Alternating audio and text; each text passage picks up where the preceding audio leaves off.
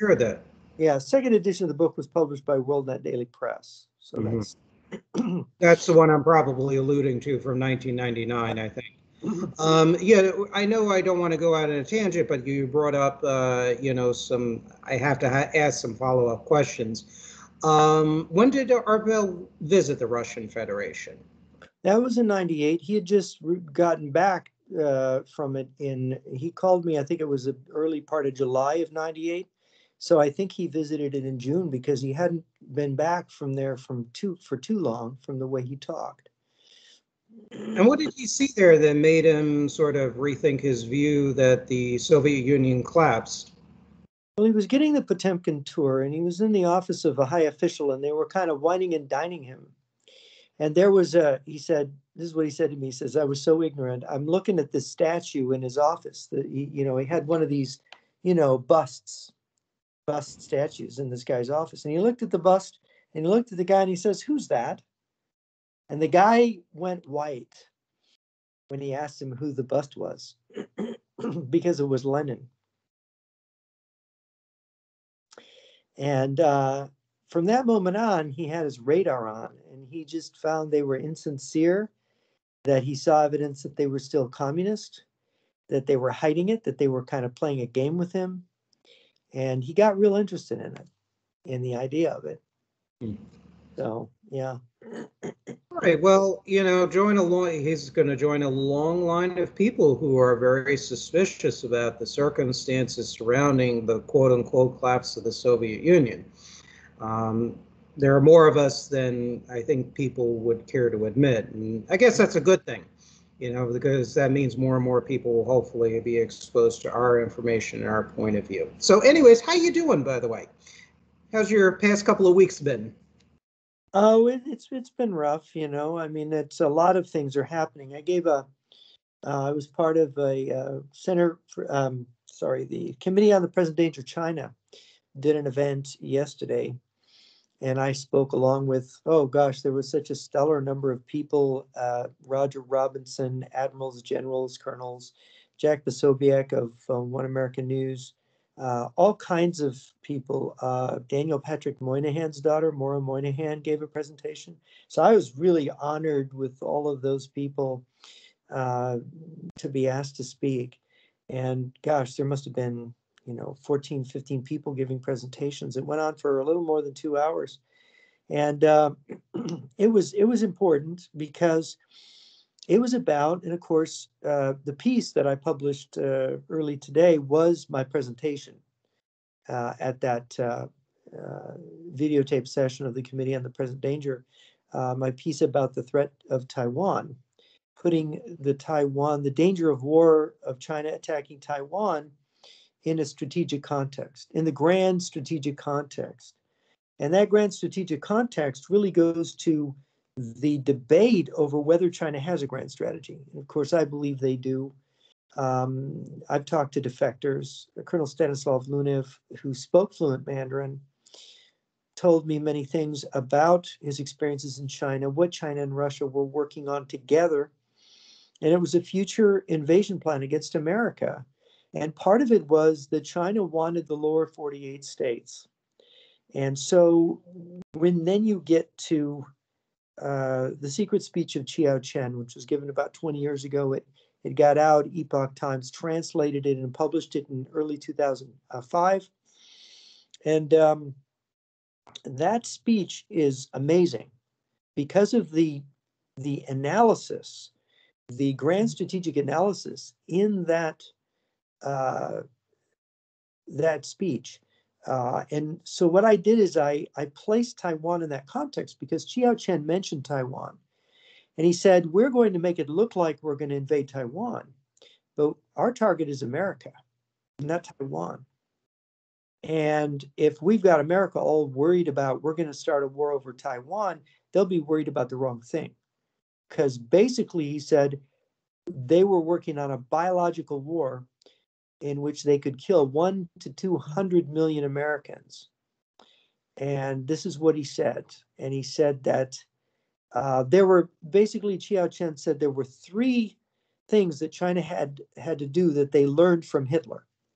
They learned from World War too. Hitler had made certain mistakes. He said there were similarities between Nazi Germany and communist China, and the similarities, of course, are both are nationalist and socialist. Both of them have a lack of living space. Lebensraum, Hitler called it. That there's too many people and too little land, and they need to go out and find new land to colonize. This is one of the issues that Hitler mentioned in Mein Kampf, and was part of his efforts in the war against the Soviet Union, was to grab Ukraine and to settle it with Germans and turn it into a kind of German colony. And if you've ever read Hitler's table talk, he often daydreams aloud about how there's going to be motor autobahns going to the Crimea, and Germans are going to have summer homes there, and it's going to be a wonderful German colony down there. Of course, what's going to happen to the Russians is he's going to kind of exterminate them. He's going to get rid of all the major Russian cities.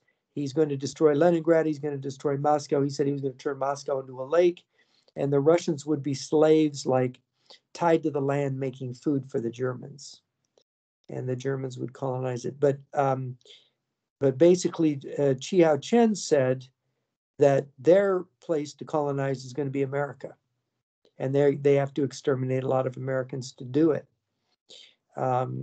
And of course, the three things they learned, these are the three things he says they learned from Hitler, is that to first grasp the problem of China's living space,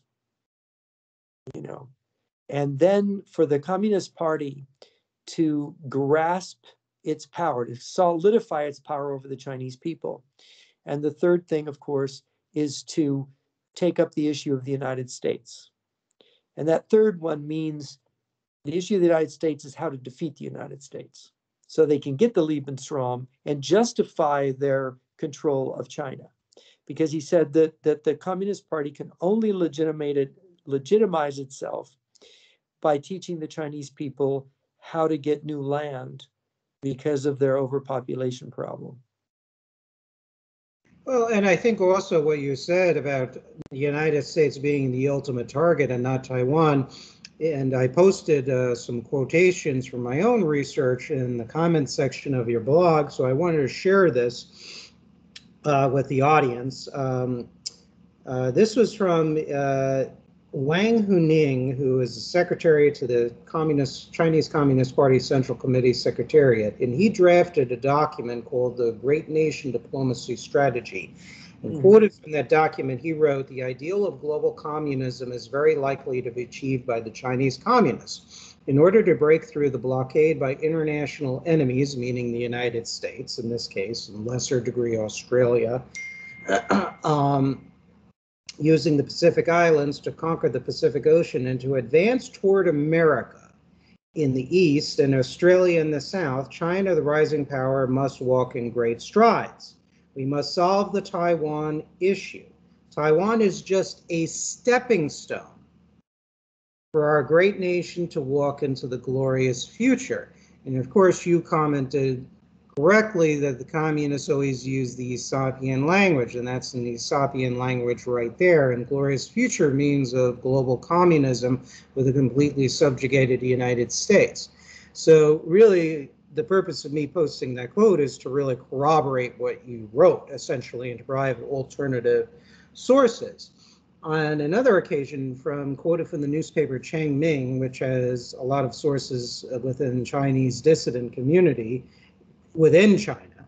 I've read about Chen years ago to see what it is.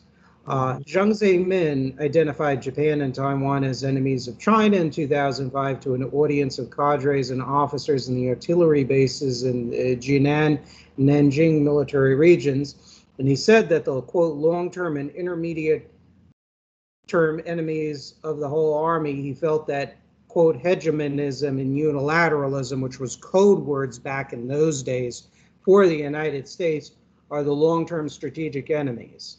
And then the Japanese militarism is an enemy to be faced in the immediate term, and the Taiwan independence forces are an enemy which should be dealt with immediately. So these are different levels of enemies to deal with, but the ultimate prize, so to speak, in their eyes is the United States. So it just really corroborates all your evidence that you present there. Yeah, General Chiao Chen said that about the issue of the United States, the important thing is that China needs to be the lord of the earth, which means it has to control the earth, right? And the only way to do that is to destroy the United States. The US is standing in the way. If there wasn't the United States, there would be nothing really to stop China, because China had such tremendous population and power, and now it's such a huge economy. I mean, in real terms, I was just reading the other day that China's real economics, true measurement of China, if you account for what the real value of the Chinese currency is, the Chinese economy is already now 25% larger than the US economy. And that is significant, very, very significant. Now, they're taking a major hit now, and they've got major malinvestment. Their economy could collapse. But that is kind of where it is right now. And so if the US didn't exist, there would be really no barrier other than their partner, Russia, to stopping them from controlling the world.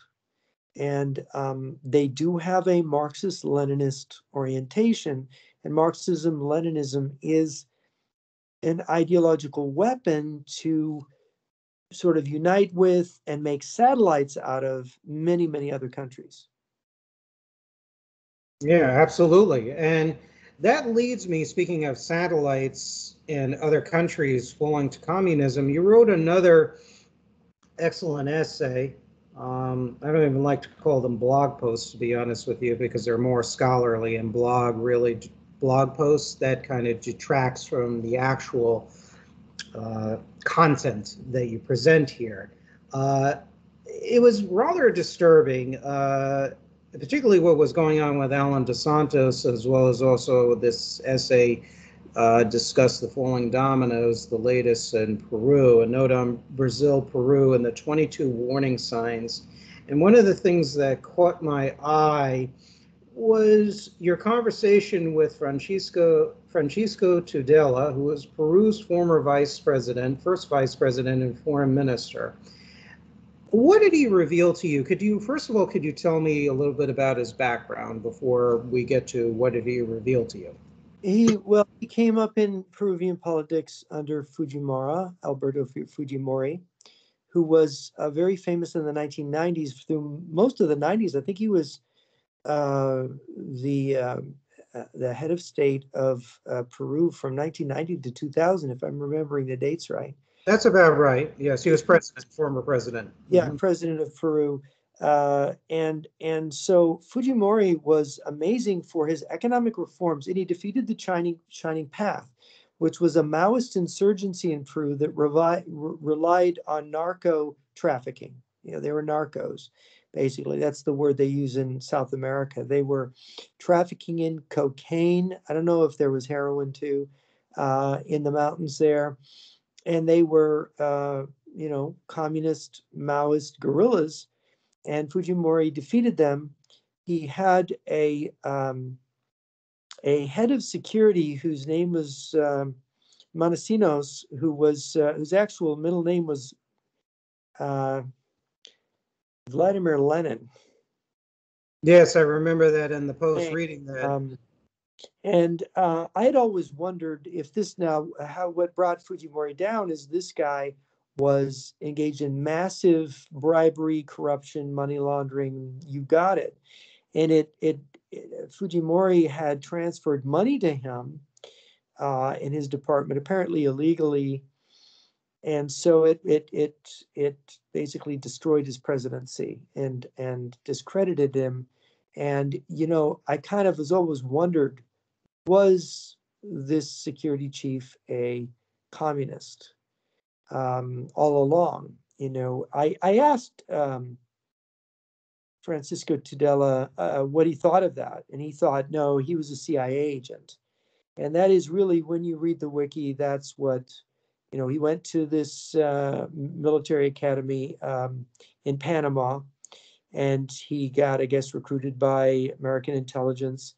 But there's been a number of these double agents, and I think I mentioned Manuel Noriega as another one, who was recruited by American intelligence, but we know he was an agent of Fidel Castro's communist Cuba, so that he was a double agent. So you have to wonder the way the CIA continuously gets played double, and then the way that this worked out. And I was really fascinated because um, former Vice President Tudela basically said that the communists were that Castillo, the new president of Peru, is a communist Leninist, basically.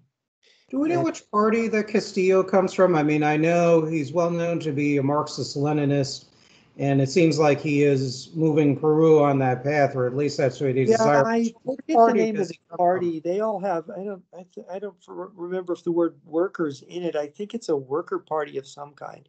Oh, it Uh, might have been the MR, was it MRTA or something? There yeah, was another political there's non-shining path that yeah, was more Soviet oriented. a number of different left wing, and there's more than one communist party, obviously, in Peru.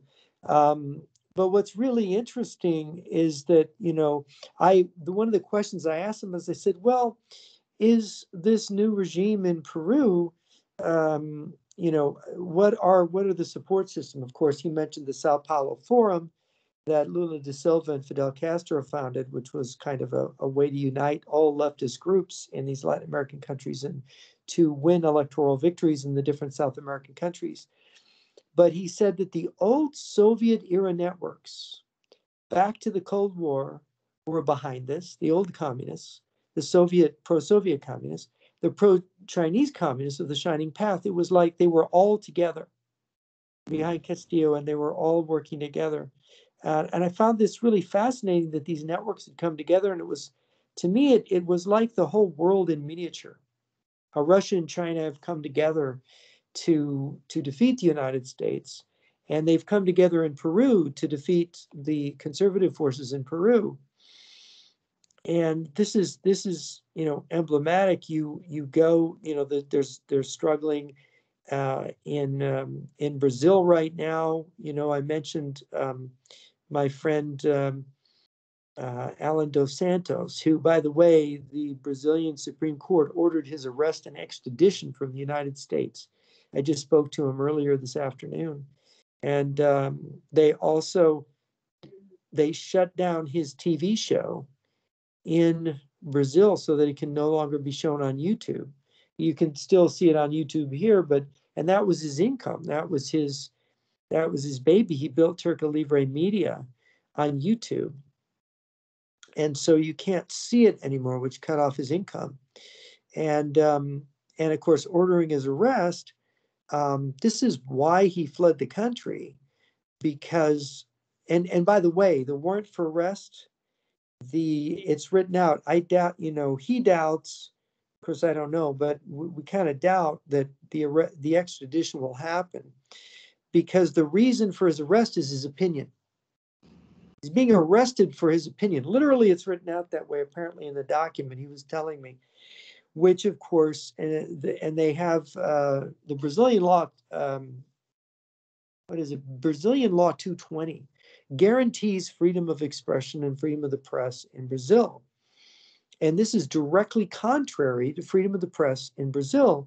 And of course, he's close to Bolsonaro, President Bolsonaro, and it's mainly I got to meet Bolsonaro in New York in 2017, primarily because of Alan and Olavo and my other Brazilian friends. And I met Bolsonaro's sons there, a lot of his organizers and stuff in New York. And a year later, he was president, but under the Brazilian Constitution, and with the incredible, we saw the same thing with Trump. The communists had entered into Brazil's bureaucracy, just as Obama had opened the gates of the Justice Department here in the U.S. to communists, to Marxists, so that they controlled enough of the mechanism of government that it didn't matter who the president was. The president could give an order, but they would say no, and the Supreme Court would back them up and say anything the president does is illegal. Right now, they want to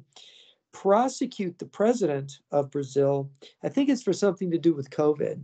Not remembering the exact nature. They're claiming he It killed. was because of his supposed, I mean, depending on your opinion on it, supposed handling or mishandling of COVID. So they want to prosecute him for, I think, for first degree murder, if I'm not For first mistaken. murder. The equivalent of it. Yeah, and of course it's outrageous. Really, the communists will do anything, will create any pretext. And it's not a normal, you could say Brazil and America are in transition to becoming totalitarian countries, and they won't say the word communist. Lula da Silva and Dilma Rousseff would not say that they were communist. The Workers' Party in Brazil doesn't call itself a communist party, but it is. Same thing with in Venezuela, Hugo Chavez and Maduro. They won't cop to that. Although when Hugo Chavez went to China, he said, "I'm a Maoist," right? So they will admit it. I interviewed Chavez's pilot and chief of air staff 20 years ago, and I said, "Well, what is Chavez?" They say he's a left-wing populist. He says, "No, he's a communist." And I said, "Really?" "Oh yeah, in private, that's what he tells everybody. He hates America. He wants to overthrow and make war on America. He wants to create a communist bloc in South America." And my gosh, this is what, they don't, communists, this is like in China. They don't want to tell you that they want to exterminate the Americans and take their land and that they're really bloodthirsty Marxist Leninists, because then we'll treat them like the threat they are. Mm-hmm. And they don't want us to be alarmed. They don't want us to prepare our defenses. They want us to be weak and not on the alert so that they can take us over and wipe us out and control and become the lords of the earth. And this is the process of the communists all over. It's, like James Burnham said, politics is about three things. It's about power, power, and power. And the communists know that. And they play it out. Well, exactly. And I wanted to read some information because, the Brazilian politics is very highly controversial. There's this view that Lula da Silva is sort of democratic socialist, but anybody who's studied it, in my opinion at least, it's not the case. And let's talk about this just for the audience. According to the founder of the Workers' Party, Marco Aurelio Garcia, he supposedly stated, quote, "We have to first give the impression that we are Democrats. Initially, we have to accept certain things, but that won't last." According to Lula da Silva himself, democracy is just a farce for taking power. Not very democratic and not very enlightened, in my opinion. Or how about... But that's very honest of him to say that. They usually are more guarded than that in admitting that, well, democracy is just a farce. We're using it to take over. Yes, that's exactly right. Well, and that's why you can't trust communists. No. While in office, Lula developed alliances with Russia and China to, quote, according to him, block the imperialist geographical advantage. He says the ties with these countries are, quote, visceral and based on common interest because, quote, nobody wants the empire to survive. The Sao Paulo Forum, when it was inaugurated, the theme of the Sao Paulo Forum was, quote, "Our losses in Eastern Europe will be offset by our victories in Latin America." When you take a look at Chavez and Maduro, well, Chavez on other occasions has stated his adherence to Marxism-Leninism, not only to the visit of China back in 1999, but on other occasions too as well. Of course, to selected audiences, he will portray himself as a populist. I mean, our show is a populist show, but we're also fierce anti-communists, and we don't want to upend the general tenets of political and economic freedom. Right. Well, you can see that if the Russians gave up Romania, which was the oil-producing, country in Eastern Europe, they got more than they bargained for with Venezuela because it has a lot more oil than Romania. It's got one of the largest oil reserves in the world, and it's just got a tremendous amount of oil it's sitting on. And they got a hold of it. They got a hold of the richest, the big oil-rich country of Latin America. the most oil-rich country in South and Central America. They've got it. And that's huge. That's strategically massive, especially for supporting China, especially for supporting Cuba, because Cuba needs oil. China needs oil. And then there's the Caribbean position, the strategic position of having an ally of Cuba with naval bases and air bases where Russian bombers can land, where Chinese troops can be staged through, where missiles can be deployed south of the U.S., right across the Gulf of Mexico from us. Absolutely. Oh, I found one juicy quote by Chavez, Hugo Chavez, the former dictator of Venezuela in 2007. Chavez noted, quote, "Those of you who want to know what type of socialism I have planned for Venezuela should read Marx and Lenin." I mean, there you go. There you go. And this is all I'm reading from my latest book, by the way, Volume 1. Turning the Page, My Evolution from Conservatism to Radical Civic Nationalism. So you can find a lot of this information plus more in that. Jeff, you've read at least Volume 1, and how would you describe it? Got a lot of chocolate filling in there. There's a lot of really juicy facts in that book. I don't know. I'd like to pass on the sugar and just go for the meat. Let's say a lot of protein. There's a lot of protein. Yeah, there's a lot of goodies in there. There's a lot of Nevin finds these things.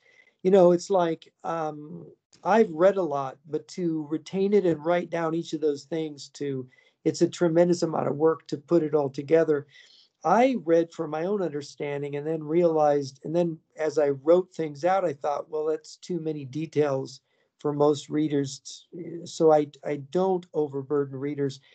But for a researcher like me, I just love those details because everything there confirms what I've seen, what I know in terms of research. Used to read The Economist a lot, Newsweek, and all these other magazines, Foreign Policy, and they all describe Chavez as a left of center leftist populist. None of them refer to him as a Marxist-Leninist, which in fact he was. So if you read these mainstream publications, you would be completely misinformed about who Hugo Chavez was, completely misinformed about Maduro, probably misinformed now about Castillo, about Lula da Silva, about Dilma Rousseff, who was the president of Brazil after that.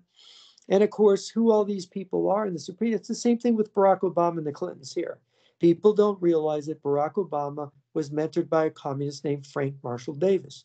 They don't realize that the Clintons had extensive communist connections for many years, coming out of the communist left of the United States and moving into the Democratic Party and sort of moving in as centrists, which they never have been, except to pretend to be that for their political viability so that they can do more damage in American politics. And of course, that people say, oh, that's outrageous. You're an extremist. No, it's, look at the work of Trevor Loudon, The Enemies Within. But before that, there has been plenty of things published. I talk about the late Joe Douglas, and, there was a defector from a communist country who got a hold at one point of a number of files of American politicians from the former communist bloc. And of course, Clinton's file was among them, and there was an attempt to sell these files. But when you find out, that Clinton, for example, went behind the Iron Curtain when he was a Rhodes Scholar at Oxford, and he went to Moscow in the dead of winter and to Prague, Czechoslovakia, by himself. What kind of tourist was he during the Cold War? Why was he there? And how could a guy who's done this become president? And what was Clinton's agenda? What was he really about? And what about all these people who have died around the Clintons and all the corruption and all their aid to China? Remember Chinagate in the late 90s, eclipsed by the Siemensstein dress of Monica Lewinsky. the fact Also of the gave a lot matter of money in technology transfers, deregulated trade is, with the Russians and and high-tech exports. it meant It the gave all kinds of with supercomputers, which helped the Russian intercontinental ballistic missile production, for example. You know, you have L'Oreal Corporation and another aerospace firm yeah, that were deregulated and were allowed to export goods to China to improve the accuracy of their intercontinental ballistic they were missiles. Clinton they did tremendous damage. yeah, they were. I mean, the Chris Cox led the Cox Commission, which studied this whole thing, and the Cox report. You can look it up. They were taking things that should have been secret, declassifying them and giving them to the Commerce Department to be smuggled out to China. And when Ron Brown was getting compromised, he was the Commerce Secretary. He dies in this suspicious plane crash at Dubrovnik. And I met Kathleen Janoski. She found a 45 caliber bullet hole in Ron Brown's head when processing the bodies from the Dubrovnik crash. And her career was ruined. And so were the two Air Force colonels who were doctors who also x-rayed that skull and found evidence, they say, of a bullet wound in the Commerce Secretary's head, which was then covered up because a naval captain from the White House came, confiscated the x-rays. And I spoke to her myself. I met her at Potomac Television. We were both doing a TV interview, and was November 1998. And the fact is that you just begin to scratch the surface when you talk about one strange death, whether it's the strange death of Vince Foster or Commerce Secretary Ron Brown related to the Clintons. You've got a host of them, and the people bodies keep turning up. You Well, know, Clinton also was involved in the demonstrations that were organized by the British Peace Assembly, which was front of the Communist Party of Great Britain, which was then funded by the Soviet Union up until 1990. He also, as you mentioned, 1969, 1970, traveled to Czechoslovakia and the Soviet Union. And you mentioned in previous articles from years and years ago that there were American intelligence officials, CIA, that also had information on Clinton that you really couldn't repeat. We've talked about it privately that I won't repeat on this show. Unless you feel authorized to do so, that's up to you. I'm not Hillary, going to. yeah, Hillary Clinton. No, it was Bill Clinton, I thought. I thought it was Bill Clinton. Well, But there's things on Bill Clinton too. Uh, the thing is about these people, about subversion and communist subversion. You go back, you read, Whitaker Chambers, about Alger Hiss, about Lachlan Curry, um, about Harry Dexter White, who became Treasury Secretary under President Truman, and then Harry Hopkins, who has long been thought to have been Agent 19. And I think the problem is the subversion of the United States began in the 30s when Franklin Delano Roosevelt recognized the Soviet Union and we opened a Soviet embassy and consulates here. They could immediately begin connecting up with the local communists, getting into the US government. I mean, the FBI warned FDR that there were probably, 5,000 or 6,000 communists in the US government back in the 1930s. And Roosevelt treated it like a joke. Well, some of my best friends are communists. He and his wife had this kind of flirtation with communism, and they winked at it and they liked it. And he developed this alliance in World War II where Stalin ended up being, in some respects, treated better and more of a partner, treated more like a partner than Churchill did. There were ways and moments when Great Britain, our ally, was snubbed at Tehran, for example. I mean, Churchill had to feel bad at that point, where they would go into the meeting with Stalin, and Roosevelt would sort of make fun of Churchill. And it's sort of Stalin and Roosevelt were very chummy. Now, maybe this was all for the good of the alliance, but the Soviets never really regarded the United States and Britain as allies. They regarded them as other enemies who were useful at that moment, helping them defeat the Nazis.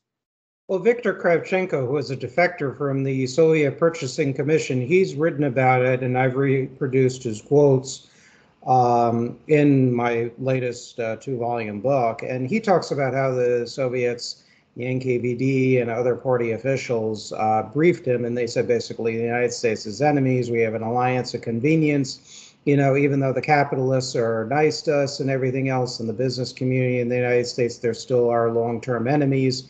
And he revealed later to Robert Morris, who was a judge, who was an anti-communist and involved with various internal security causes in the United States, both within and without government. And Kravchenko revealed to him that quite a portion of the Lend-Lease assistance, particularly naval ships that were provided to the Soviet Union, were stockpiled for a future war with the British and American navies after.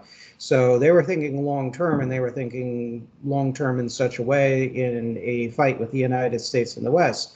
Joseph Broz Tito, Marshal of Yugoslav Marshal Tito, Joseph Broz Tito, made a speech effectively in 1946 that was reported in some of the American newspapers. It was a secret speech, and he reputedly stated that, yeah, you know, during the duration of the war, the capitalists were our allies, but at the end of the day, they are enemies, and sometimes we have to work with capitalists to achieve our goals and whatnot, is essentially what he said.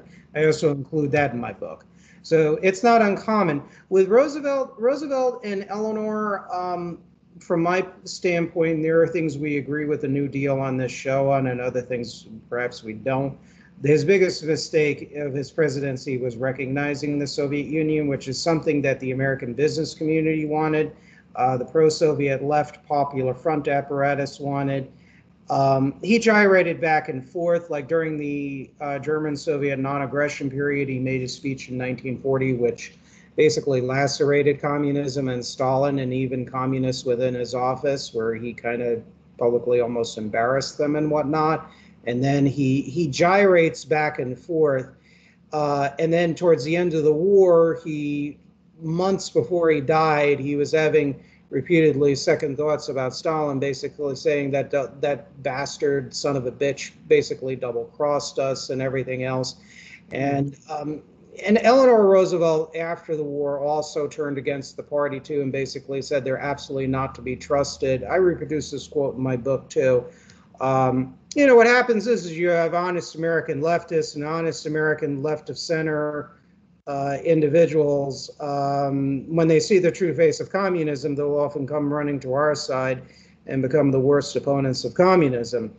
But yeah, Roosevelt, I think the biggest and most tragic and horrible decision he made that really haunts this country today is definitely the 1933 recognition of the USSR. But it was building up to that. Herbert Hoover and Henry Stimson, his Secretary of State, was basically saying no recognition with the Soviet Union, but all the trade we can get with them. And trade actually increased under Hoover and even his predecessors with the Soviet Union slowly but surely. There was American engineers going to the Soviet Union and helped it to build their heavy industry, a portion of which had military applications. You had two-way trade. Under Hoover, you had the Russians dumping with some success things like grain and manganese and others, which was putting pressure on Western business and the American corporations that were producing grain and manganese and others too as well. So this was a process that was developing, just like China, starting under Nixon, was a process. We were getting slow shots of poison, of arsenic, that was ultimately killing the country's national security. Yeah, and in the other piece that I wrote before this last one on Taiwan is The Subversion of the Innocents. This is by Daniel Kurzman. And this book is important because he starts off in this book with quoting it extensively a Peruvian Marxist who had attended some lectures by Mao, and Mao was teaching Marxists around the world about subversion. And it's very important to people understand what Mao was saying. He's saying, yeah, make friends with all these people who want to get rich. Help them get rich. Why sew up their pockets? They care about power because they see power as a way of getting more money. We see power as what we can do with it to make a revolution. So let them get the money and then we'll have the political power. And so we can help them get money as long as they help us increase our influence.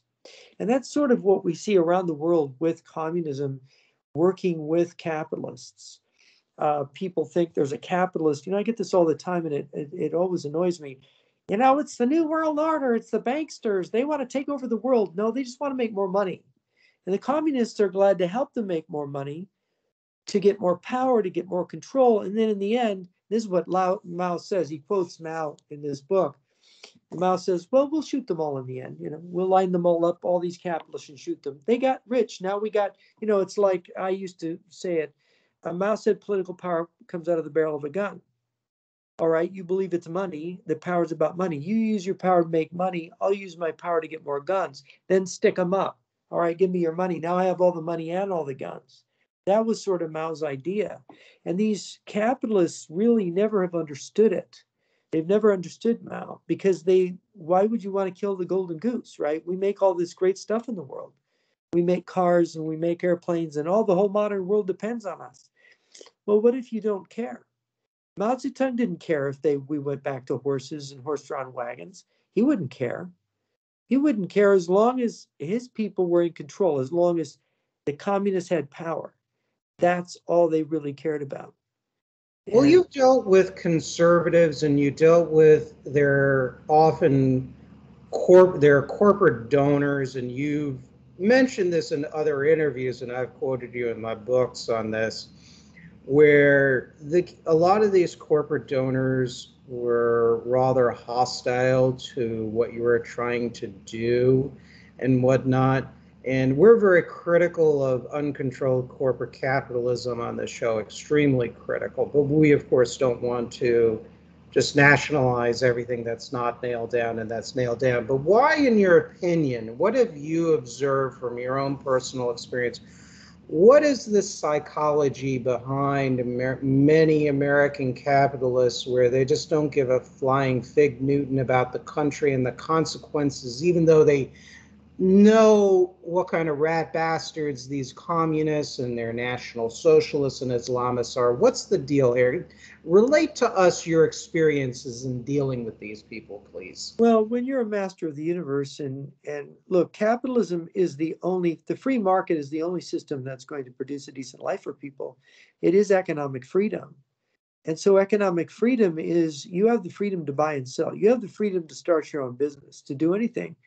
And within that freedom, you also have the freedom to work with revolutionaries and communist criminals who can help you get rich because they've captured a country and they've got that country's mines, its oil wells, its diamonds, its, you name the resource, the metals, whatever. And now you think, oh, wow. And then they have in China, you have a communist country, which its biggest resource is the cheap labor of 1.4 billion people.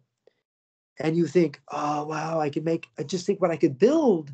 You're a capitalist. You think what I could build with this cheap labor or with these resources that Russia has or whatever.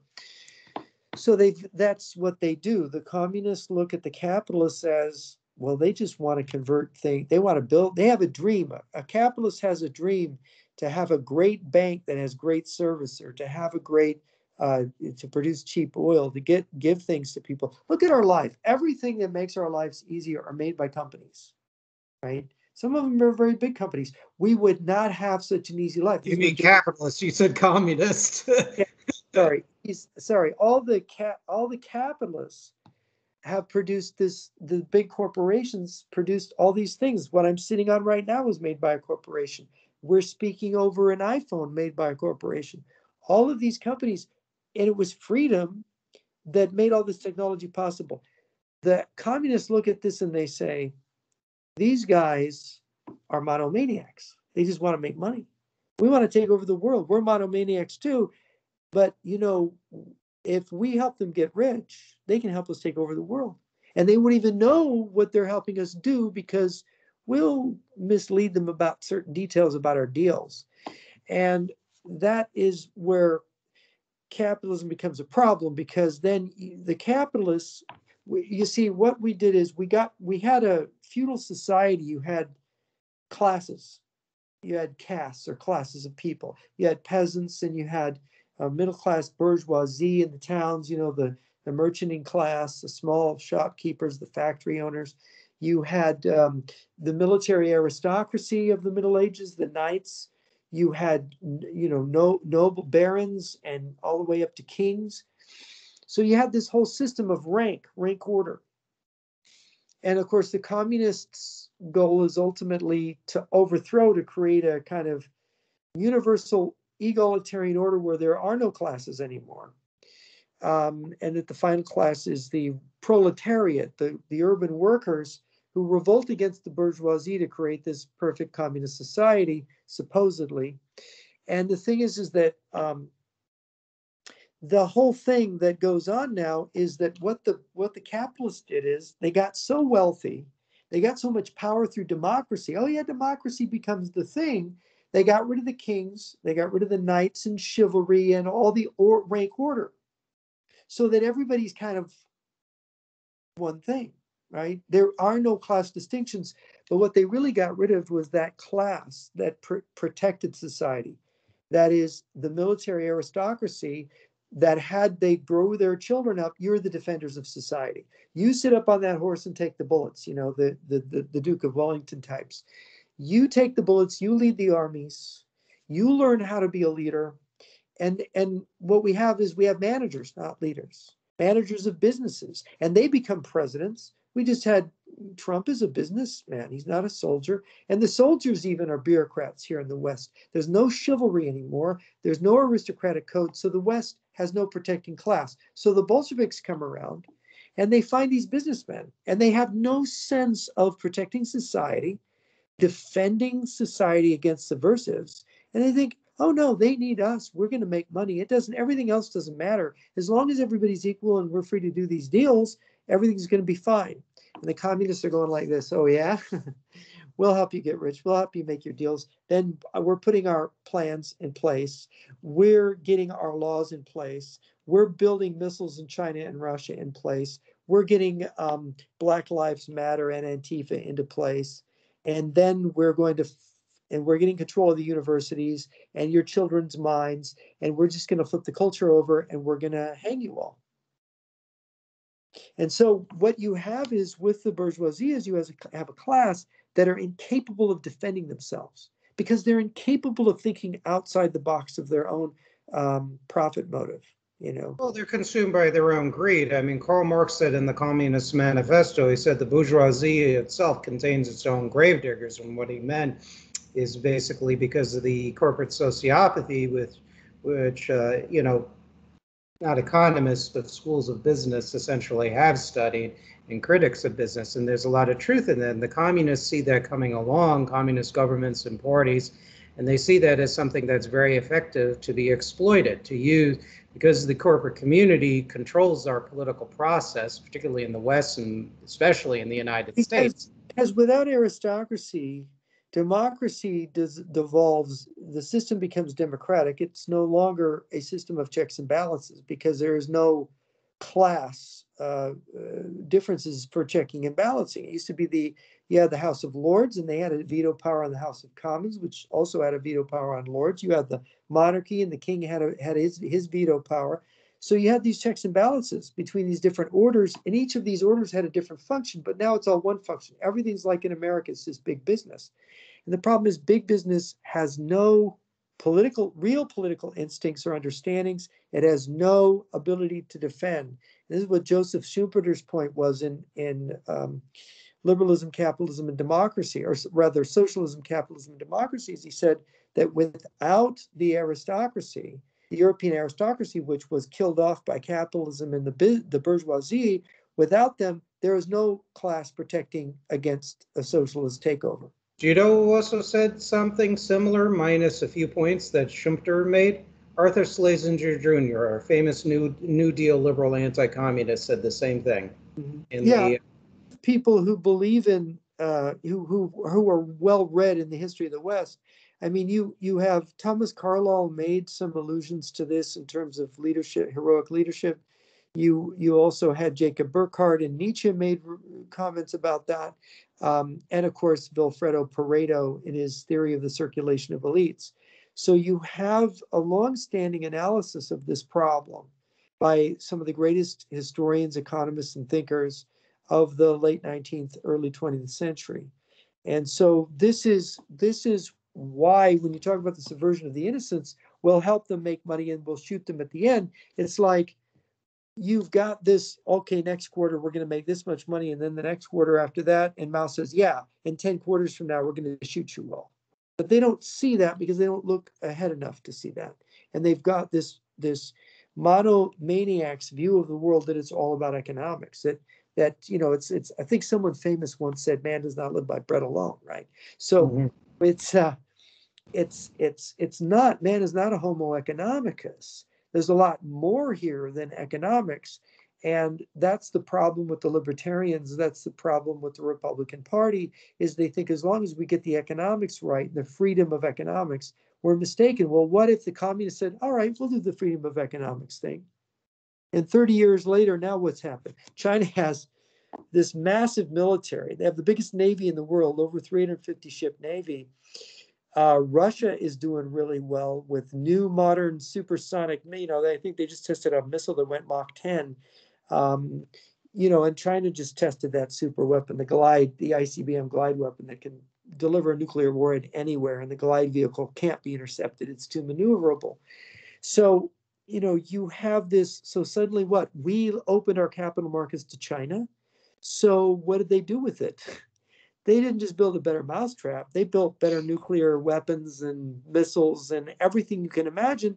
And now we're looking at it with an obsolete nuclear force. The United States, now we've got a gap of 6 years, 2023, according to the head of the Strategic Command, our nuclear arsenal will be past its shelf life, and we're not going to have a new nuclear weapon till 2029. And that was in testimony before the House in February 27th of last year. And you can go look at it. I've quoted it. This Marxist on my website was challenging me on it, and I just posted it. And of course, he would not respond. You just give these bogus, links. It's like, well, you don't actually read the link, or you read it and then you're not impressed. If somebody went hit him in the head with a hammer, he wouldn't be impressed. Well, he really is not an honest. The poster you're talking about, the commenter, is not honest in his discussions with you on that matter. People, I just comment on my website. I do eliminate posts when a person is being too stupid, too silly, or or obviously dishonest. If you write an obviously dishonest post on my site, I'm gonna take you off my post. If I make a really good point, present evidence, and you say, oh, that's nothing, you're gone. Because if you make a good point, I'm going to say, well, I learned something. But I give you a good, and see, this is the big thing. Everybody blouts out the truth and they lie, and somebody comes along, a tiny person comes along and says it, and they want to rub you out. No. So on my site, I'm going to say those things. And if people want to come and lie, they got to face it the other way around. I'm not going to put up with the lies, because our whole society is lies being promoted over the truth. And it's just simply outrageous that people will not face up to what's really been going on. It's also honest, good faith discussion. I mean, you and I have disagreements on, I don't want to say certainly not everything, but a fair number of things. I mean, we want the same goals. We have somewhat different paths to get there, but we're still talking. We still have multiple interviews on the show because you and I engage in good faith discussion based on factual information. I mean, our backgrounds is in academia, essentially. We're academically inclined people, and that's the important thing. You got to argue and discuss things in good faith. Our goals are basically the same, though, and we have common enemies, and we got to work together to help inform the American public. And that gentleman, I'm going to tell you now that when he posts again, and there was one thing that caught my eye. He was talking about this new world arising, and that's where I wanted to zing him and ask him. Unfortunately, comments were closed, and I'm going to ask him when he returns to you, when the next article. What do you mean by new world? Please tell us. Stop talking in Aesopian language, because this is It's like the discussion I had with about Alexandria Ocasio-Cortez. There are certain surface issues the show agrees with her on. But when she talks about this vague Aesopian language of socialism, what do you mean? There are many different kinds of socialism. What kind of socialism do you really, really want? Just tell us. Come on. Stop BSing us. I can't stand that. That's one of the things I can't stand about the extreme left, because they're very artful in BSing the people and hiding really what they truly want. And I've studied this so up close. You have seen this up close and personal to know. And that's what really honestly, Jeff, is what I dislike most about the extreme left. They're very deceptive. They're very dishonest. And it leaves such a horrible taste in my mouth. It's just like, admit who you are, what you want, so we know how to deal with you. But unfortunately, people in politics and in revolutionaries don't play nice in the sandbox. Which leads me, I wanted you to give you your response to what I said, but I want you to stress your national security strategy, the 3 words: assume the worst, prepare for the worst. Can you tell us that? Because I want the audience to hear this, and I'd like you to respond to what I said. Well, I mean, I'm not sure exactly what you're referring to, but obviously you have to defend, I'm all about defending society. Society needs to be defended. There's, Jacob Burckhardt said there were 3 elements to make civilization: the church, the state, and the culture. And the state exists to protect society from its domestic and its external and internal enemies. And we don't have a state that really performs a full defensive function. And when you talk about the dishonesty, and this is what I think you wanted me to respond to, of people, why I object to it is, if somebody comes up to me and lies to my face, I can't have a discussion with them. They're my enemy.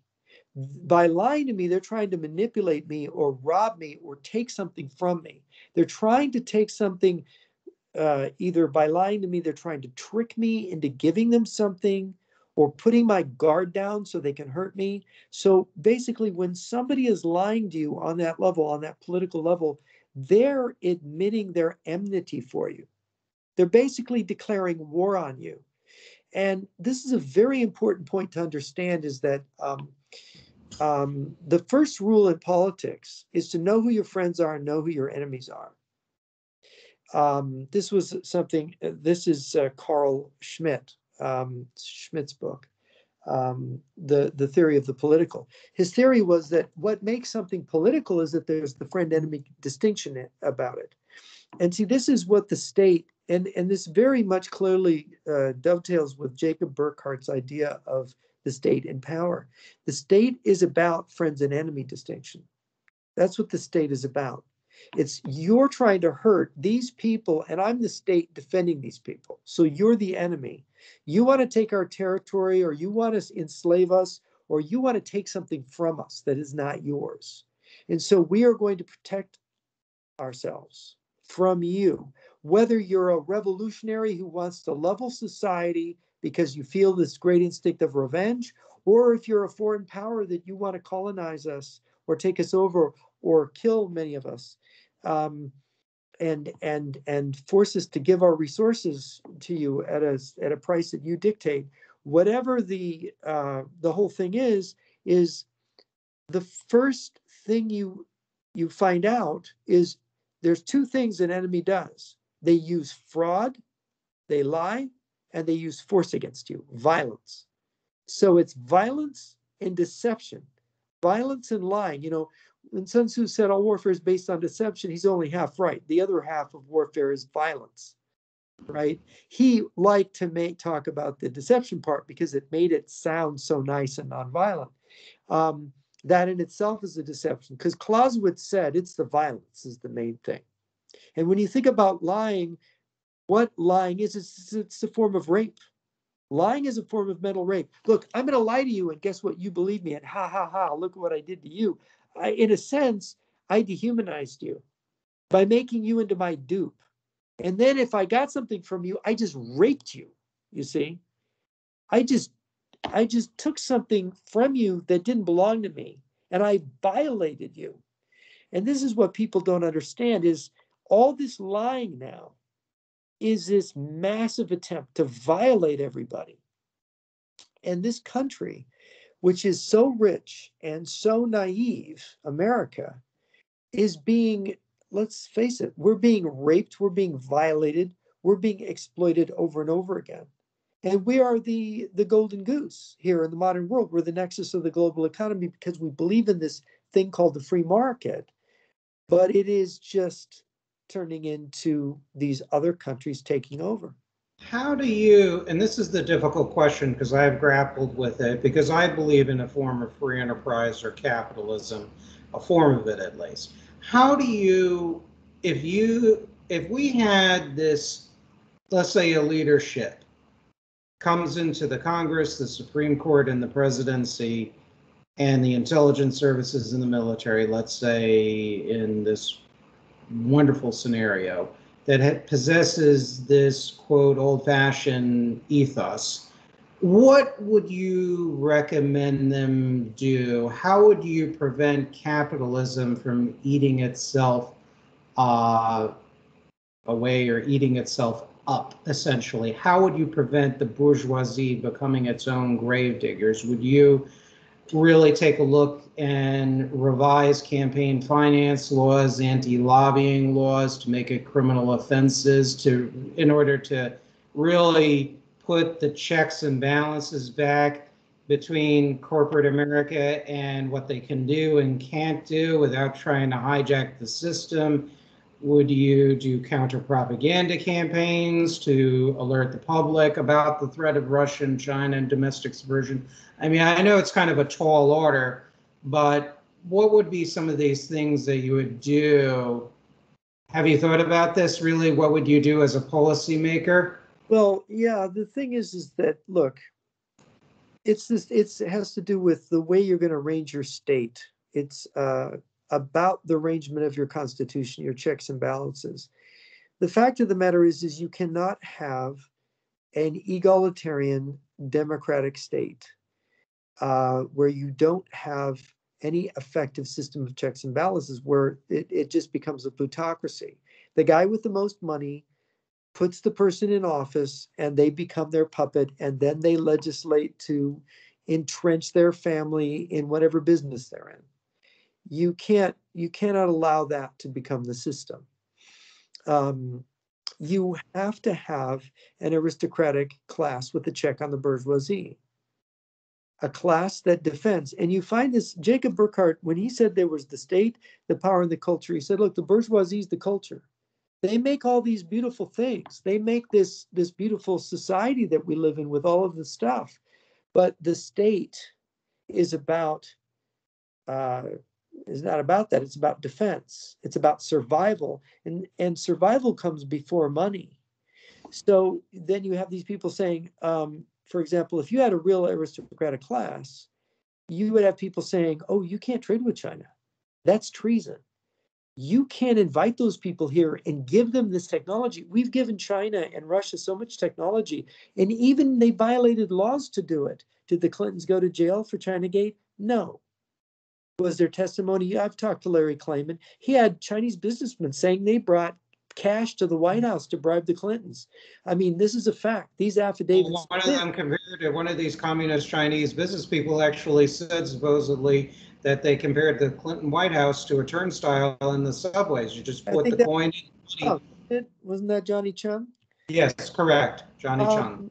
You know, so the thing is that you basically have to have accountability, and you have to have a class that has a different source of wealth that's stable. It was the landed aristocracy. Their control was in land and agriculture, and that you have to make them inviolate so that they can develop family traditions. And yeah, they can be kicked out of the aristocracy. They can be bad people, but they have to keep up their tone. They have to have a check on them too. You have to have a system of checks and balances so that so there's this class that defends society can say no. It's not all about money. It's not all about electing who you want. It's like the Iron Duke. the Iron Duke was the Duke of Wellington, who stood up and said to people, no, you can't have that, right? It doesn't matter what you want. You can't have that. And so money they're incorruptible because you can't bribe people who have their own stable source of wealth. They're not interested in that form of wealth in speculation. And it's not anything against speculation. We have to have capitalism. We have to have a society that has technological advances, but we have to be protected. So you have to develop a protecting class. You can call it whatever you want. Aristocracy is just an old word meaning rule by the best. And aristocracy is just an element of a constitution. You're not going to take the vote away from the people. The people have their veto power, and their veto power is going to the polls and voting people out. But you have to have a check on the rich, on the mobile money rich that want to go and have you have to have different forms of wealth, different divisions within the elite that they can check and balance themselves and not have this runaway capitalism. It's like this runaway train that has no brake on it that's going to smash up, and it's all about collective suicide. Yeah, we're going to do deals with China until they nuke us flat and own us. Mm-hmm. I mean, look at this whole thing with COVID-19 and the vaccines. This is so tawdry and so full of corruption. Fauci, supposedly, now he's denied it to Senator Rand Paul, that they gave money to help develop the COVID-19 because they were trying to develop it for reasons of they were trying to turn a virus into a vaccine because that was Fauci's thing, according to David Martin. They were trying to develop this, so they basically enabled China to make a biological weapon with some of our technology and our money. It was used on us. That blackmailed them, these part of the system. And then they come out with these vaccines where the big pharma makes all this money, but they're experimental and they're hurting people. And now they've turned it into a political football so that you're dividing the country between the people who don't want to take the experimental vaccine and the people that do. And so you have this horrible thing, and it's all because capitalism, it lacks the proper checks and balances on it, because it's the state, it's the culture, and the church. The church to spiritualize, the state to defend society, and the culture to make the wealth. But you have to have a balance, Burkhardt said, between those elements. And the same thing with Pareto and the circulation of elites. You've got lions and foxes, and the lions want to manipulate and negotiate, and they want to make a lot of money, and the foxes do, and the lions want to defend.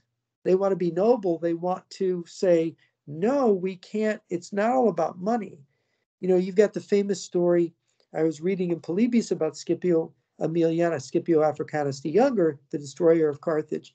And this guy believed in, being generous, not being about money. He was not about money making. And these other Romans who were starting to enrich themselves on the conquest of Rome were looking at each other and going, how can this guy not care about money? But this was the key to his greatness, was that it was principle. It was principle first, and it was doing the right thing and adhering to the truth. And this is what, at its best, the Roman Republic was able to be when it had people like this. What the United States, the American Republic, could be, because there were people who would say, look, it's not about money, sex, power, and influence. It's about the truth. And real leadership has got to ultimately boil down to that, where people care about the truth, they care about the country. This is what really being a patriot is about. When you are George Washington, are you doing it for the money, right? People made fun of Washington saying he was the richest man in America. I think H.L. Mencken did that. But in reality, you look at the sacrifice that Washington made, living in the saddle and leading this army, this Continental Army, and facing being killed by the British. This was not about money, right? You don't put your life on nobody fights an uphill battle against all odds for money when they're going to get killed, probably when there's bullets whizzing by them. Nobody does that for money. That isn't worth it. You ask any businessman, oh yeah, I might get killed. No, I'm not going to invest in that. Like you said, oh yeah, it's got a great return, but there's like a 30% chance you'll die. You won't find any investors. You won't find any. So this class, this courageous class of lions, and Pareto is about lions and foxes, not the foxes. That's what we don't have anymore. We don't have the lions. And Well, we don't have protectors, and I think protectors, I really have witnessed this even personally. You have people from all classes that I've encountered personally, whether they own property or not, that have their hearts and their minds are truly for the betterment of the nation. I mean, you look at you and me and Herschel, we're not propertied people, certainly in a large sense. I mean, yes, I have some wealth, but that doesn't make me all of a sudden a patriotic or less patriotic person. I mean, wealth, like weapons, is not innately a bad thing or a good thing. Even the state, and I had this discussion with Joshua Neuer, who was a former fascist, and the state can either be a good thing or a bad thing. Weapons can be a good thing or a bad thing. Wealth could be a good thing or a bad thing. It all depends on how it's generated, what it's used for, its purpose, the ethics of the leadership class, their long-term goals, and things of that nature. Politics is never that simple. Everything always has a lot of nuance. Very much like cooking. Look, you don't want too much salt in your dish. You don't want it to be too sweet, right? You're trying to find a balance. You're trying to put the right elements together with the right kind of nutrition, right, for what society needs. And this is why we have the wrong kind of political thinking. Everybody looks at politics and thinks, oh, gee, I can get all these goodies, right? I'll get all these benefits, or we'll get these contracts with the Pentagon, or whatever it is they're thinking of. The thing is though that when we are a country, not a company, when it is about the truth and about being a common society, about what it is that we're supposed to be doing as a country, that is, as a country that has a state, it's about defense. It's about the future of our children. And this is the one thing that in this whole process that's been lost. And we can see it. The United States is an example of a country that has stopped being a country. The United States of America is no longer a state in the traditional sense of the word. The state here is to advance wokeism, global warming, take care of your health care, do everything but protect you from your enemies. Oh, gee, there's a 6-year gap where we don't have any, we won't have a reliable nuclear umbrella. Oh, well, we're taking care of your health care. I mean, they're not even going to be able to do that because they can't protect you against Chinese nuclear or biological weapons. Why? Because they're not really a state anymore. They don't have any lions. That's not about, justice, courage, temperance, and prudence anymore. It's not about statesmanship and war. And that's the problem. We don't have real political discussions. We have discussions about how we're going to plunder other classes in society and get ours. And that's just completely antisocial. Our whole political system has become a civil war managed by democracy. And that will eventually devolve into a civil war where people are actually shooting and murdering each other, because that's where the logic of it leads us. And who gains from a civil war in the United States? The enemies abroad do, There you because when go. we fight each other, we're not a united country and we can't defend ourselves from abroad. We have serious enemies abroad. The Chinese are a very formidable enemy, and so are the Russians. Well, I couldn't agree with you more. That's probably one of the biggest things you and I agree with on is the fact is that we have enemies out there that while we shouldn't throw away capitalism, capitalism needs to have constraints, at least in the sense of national security. On the show, we go a little further, but we also believe in checks and balances because you don't want to also have a too all-powerful state, because that breeds lack of accountability when you have when you have an unaccountable state. You got to have that sweet spot in the middle ultimately. That's why you have to have checks and balances. And that's why you have to have a constitution, whether it's a new constitution or which takes large parts of the old. The fact of the matter is you have to have some document that spells out a certain level of accountability of the things that a central state can do and the things implicitly or explicitly that they cannot do. And Problem that's indispensable in any.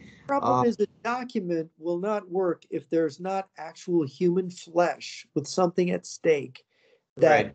support that document. Correct. Institutions, not just state institutions that will stand up for themselves. And this is what's broken down in our society. The checks and balances are failing because everybody is thinking the same thing and they're all using the state in the same way. So, you know, you talk about how to stop it. You have to mitigate. You cannot have pure egalitarian democracy. First of all, we were never meant to be a democracy. We're a republic, and a republic is about checks and balances. It's a constitutional republic in which power is divided. And the reason that you divide power is to prevent corruption, because power corrupts, like Lord Acton says, power tends to corrupt, and absolute power tends to corrupt absolutely. And that's absolutely true. It does tend to corrupt, absolutely. And very few people can resist that corruption. That's why you have to have people who are honest and who are looking at each other and keeping each other honest. But we don't have that right now. We just got Washington's a den of thieves, and the corruption and the greed. Not just, people talk about the greed of businessmen. Look at the greed of the politicians. This is really frightening. You know, the talk about, what Ayn Rand says about the getting the unearned. A businessman, if he's not using the state to clobber his opponents, is at least honest. He's making something that he's selling that people want. That's good. That's a positive thing. But the minute he gets a control of the state and starts owning congressmen or senators and passing laws against his competition, then you're talking about corruption, and that has to be checked. And any who's going to use that kind of corrupt mechanism to enrich themselves and help a foreign enemy should be the death penalty. They should be hanged. Absolutely. Or more often than not, in recent decades, getting laws passed that basically allow unethical behaviors that harm the national economy, like the legalization of stock buybacks, which was considered criminal.